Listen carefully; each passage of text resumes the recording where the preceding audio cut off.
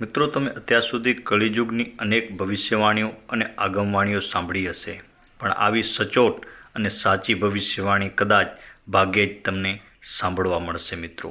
એટલે આ ઓડિયો તમે ધ્યાનથી પૂરેપૂરો સાંભળજો કે આવનારો કળિયુગનો સમય અને આવનારો સમય મનુષ્ય માટે કેવો રહેશે મિત્રો, અને મનુષ્યને કેવી કેવી પરિસ્થિતિનો સામનો કરવો પડશે.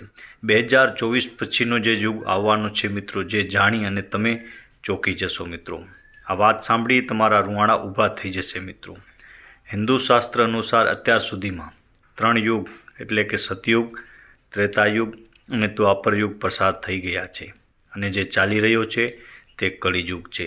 પુરાણો અનુસાર કળિયુગ સાથે દુનિયાનો અંત આવશે, અને કળિયુગમાં પૃથ્વી પર અન્ય યુગ કરતાં અધર્મ અને પાપ વધુ વધશે. શાસ્ત્રોમાં કહેવામાં આવ્યું છે કે ભવિષ્યમાં કળિયુગ મનુષ્ય પોતાના કર્મનું ફળ ભોગવશે અને કમોસમી વરસાદ, તોફાન અને જળ સંકટનો સામનો કરવો પડશે. તો ચાલો જાણીએ કળિયુગ વિશે પુરાણોમાં શું ભવિષ્યવાણી કરવામાં આવી છે મિત્રો. આપણે વેદોથી કે આપણા ભવિષ્ય કે પુરાણોમાંથી વાતો લઈ અને કદાચ કળિયુગ અને આગમવાણી જાણવા જઈએ તો ભગવાન કૃષ્ણએ ગીતામાં કહ્યું છે કે પૃથ્વી પર 4 યુગો આવશે: સતયુગ, ત્રેતાયુગ, દ્વાપર યુગ અને કળિયુગ. સતયુગમાં પૃથ્વી પર ધર્મ વર્ચસ્વ હતું, ત્રેતામાં ધર્મની સાથે અધર્મ પણ વ્યવહારમાં આવ્યો હતો, અને દ્વાપરમાં અધર્મ અને પાપે પૃથ્વી પર પોતાનું સ્થાન બનાવ્યું, અને અત્યારે કળિયુગમાં પૃથ્વી પર ધર્મ કરતાં પાપ વધુ છે મિત્રો. ગીતામાં એવું કહેવામાં આવ્યું છે કે જ્યારે પણ પૃથ્વી પર પાપ વધશે ત્યારે ભગવાન પૃથ્વીનું કલ્યાણ કરવા માટે અવશ્ય આવશે મિત્રો. આવી અનેક વાતો જે કળિયુગના આપણે જાણવા મળે છે એ વાતો. અને હા મિત્રો, આપણા ભવિષ્ય અને પુરાણોમાં એ બધી વાતોનો પણ ઉલ્લેખ કરવામાં આવેલો છે કે કળિયુગના જ્યારે 5000 વર્ષ પૂરા થશે પછી ગંગા નદી છે સુકાઈ જશે અને ફરી વૈકુંઠ ધામમાં પરત આવશે. ધીમે ધીમે બધા દેવી દેવતાઓ પૃથ્વી છોડી અને તેમના નિવાસ સ્થાન પર પાછા ફરશે. મનુષ્ય વિધિની ઉપાસના, ઉપવાસ અને તમામ ધાર્મિક પ્રવૃત્તિઓ બંધ કરશે. ગાય દૂધ આપવાનું બંધ કરશે અને કળિયુગમાં સમાજ સંપૂર્ણપણે હિંસક બની જશે. જેઓ મજબૂત હશે તે જ રાજ કરશે અને માનવતા નાશ થશે, સંબંધો સમાપ્ત થશે મિત્રો. તેમજ કળિયુગમાં પણ એવા લોકો હશે જેમને ખૂબ જ્ઞાની અને ધ્યાનવાળો કહેવાશે, પણ તેનું આચરણ શૈતાની હશે. કળિયુગમાં બાળકો પ્રત્યેનો માતા પિતાનો પ્રેમ એટલો વધશે કે તેમને તેમના વિકાસની તક જ મળશે નહીં. ઘર આસક્તિ અને બ્રહ્માંડને કારણે બરબાદ થઈ જશે. તેમજ કળિયુગમાં અનાજ હશે પણ લોકો ભૂખમરાથી મરી જશે. સામેના મહેલોમાં લોકો ચાલતા જતા હશે, પરંતુ નજીકની ઝૂંપડીમાં માણસ ભૂખથી મરી જશે. અસમાનતા એક સ્થાન પર ટોચ પર હશે મિત્રો.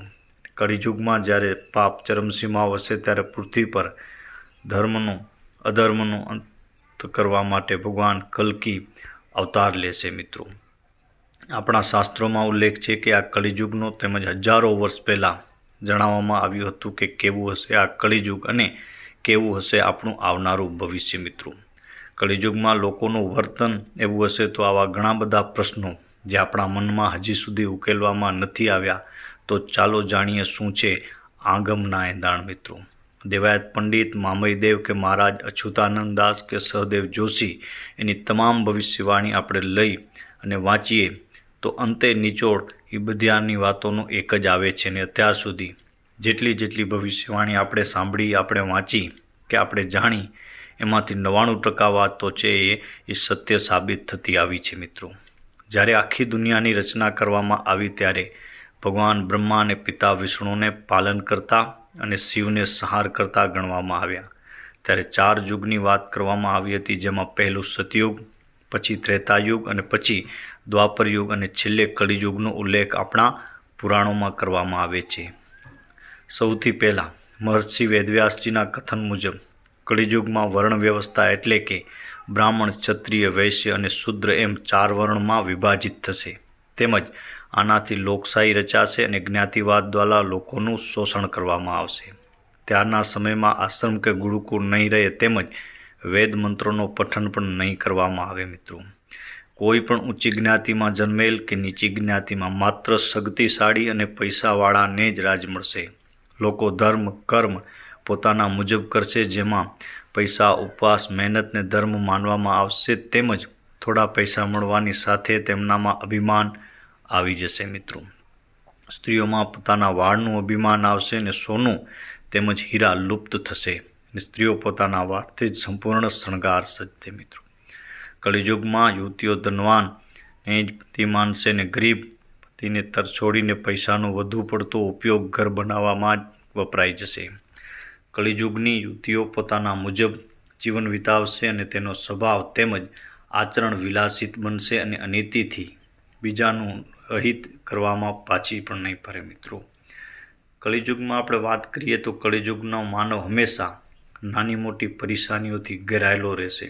મોટે ભાગે માનવો સ્નાન કર્યા વગર જ ભોજન આરોગી લેશે, તેમજ અંતિમ ક્રિયા, શ્રાદ્ધ, દેવ પૂજા અને તર્પણ વિધિ કોઈ કરશે નહીં. કળિયુગની સ્ત્રીઓ લોભી, વધુ ખોરાકવાળી તેમજ બુદ્ધિહીન હશે અને આ ઉપરોક્ત જણાવેલ તમામ શબ્દો મહર્ષિ વેદવ્યાસજીના છે મિત્રો. જે આજના સમયમાં આપણે જોઈ રહ્યા છીએ, ઘણા બધા શબ્દો કે ઘણી બધી વાણી સચોટ સાબિત થતી આવી છે મિત્રો. અત્યારે કળિયુગ માના ખોળામાં નાનું બાળક રમી રહ્યો હોય એટલી ઉંમર છે ને આવનારો સમય કેવો હશે એ વાતો ઉપરથી તમે અંદાજ લગાવી શકો છો મિત્રો.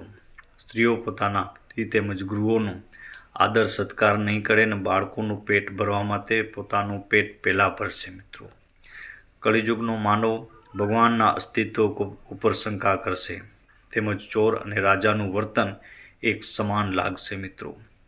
ભગવાન શ્રી નારાયણ કળિયુગ વિશે જ્યારે ઋષિ નારદજીને સમજાવતા હતા તો તેમણે જણાવ્યું હતું કે આ સમય એવો હશે જેમાં પુરુષો પોતાની પત્નીને આધીન થઈને રહેશે ને તેમની સ્થિતિ એક ચાકર જેવી હશે મિત્રો. તેમજ પોતાની પત્નીઓના કવેણ પણ તેને સાંભળવા પડશે. કળિયુગના 5000 વર્ષ પૂરા થશે ત્યારે માં ગંગા વૈકુંઠમાં પાછા ફરશે અને ત્યારની ગંગા નદી છે એ સુકાઈ જશે મિત્રો. જ્યારે કળિયુગના 10,000 વર્ષ પૂરા થશે ત્યારે પૃથ્વી ઉપરથી બધા દેવી દેવતાઓ પૃથ્વીનો ત્યાગ કરી પોતાના ધામ પરત પધારશે મિત્રો. શાસ્ત્રોનું પઠન બંધ કરવામાં આવશે, અનૈતિક કાર્યો વધશે, ભાઈ બહેનમાં પ્રેમ નહીં રહે ને દુશ્મનાવટ વધશે. પુરાણો મુજબ જો કળિયુગનો સમયગાળો આપણે જોવા જઈએ મિત્રો તો 4,32,000 વર્ષનું માનવામાં આવે છે. કળિયુગને પણ હજી 4 ભાગમાં વિભાજિત કરવામાં આવશે મિત્રો. અત્યારે તો હજુ આ સાવ શરૂઆત છે, તો ઘણા વર્ષો બાકી છે, પરંતુ આપણે આપણી આજુબાજુ આ બધું જોઈએ છીએ, પણ આના કરતાં પણ વધારે કપરો સમય આવશે ત્યારે માત્ર ને માત્ર ભગવાન ઉપર વિશ્વાસ રાખનાર બચી જશે, બાકી તો કાળનો કોળિયો બની જશે.